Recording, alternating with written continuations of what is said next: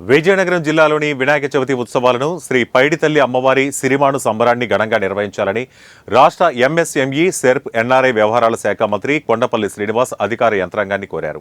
ఈ ఉత్సవాలకు సుమారు 5-6 లక్షల మందికి పైగా భక్తులు హాజరయ్యే అవకాశం ఉందని, వారికి ఎటువంటి ఇబ్బంది కలగకుండా ఏర్పాట్లను చేయాలని ఆదేశించారు.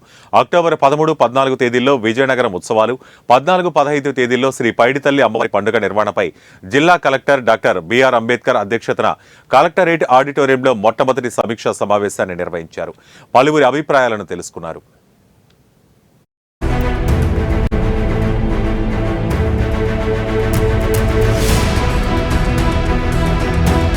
సుమారు 4 నుంచి 5 లక్షల జనాభా వచ్చే అంటే ఈ పండగకి సుమారు 4 నుంచి 5 లక్షల మంది వస్తారు. మరి అలాంటి పండగకి రోజు రోజుకి ఎక్కువగా గుర్తింపు వచ్చి ఎక్కువ మంది పండగకి రావడానికి ఆసక్తి చూపిస్తూ ఎక్కువ మంది వస్తున్నారు. కాబట్టి మన మీద ఇంకా ఎక్కువ బాధ్యత పెరిగిందని తెలియజేసుకుంటున్నాను. ఎందుకంటే విజయనగరంతో సంబంధం ఉన్న ప్రతి ఒక్కరు కూడా ఈ పండుగకి వద్దామని ప్లాన్ చేసుకుంటారు.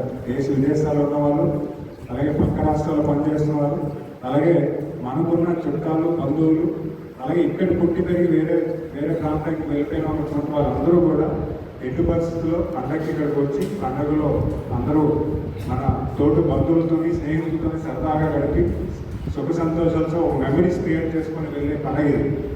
అంటే మనం సుమారు 5 నుంచి 6 లక్షలకి వచ్చే వారికి ఆతిథ్యం ఇస్తున్నాం. మరి అలాంటి ఆతిథ్యం ఇచ్చేటప్పుడు మనం ఒక జిల్లా యంత్రాంగంగా మన మీద ఎంత బాధిస్తున్నారనేది మీరందరూ కూడా గుర్తించాలి. మన ఇంటికి బంధువులు వస్తే మనం ఎంత జాగ్రత్త పడతామో, మన జిల్లాకి వచ్చే వాళ్ళందరినీ కూడా మంచి సదుపాయాలు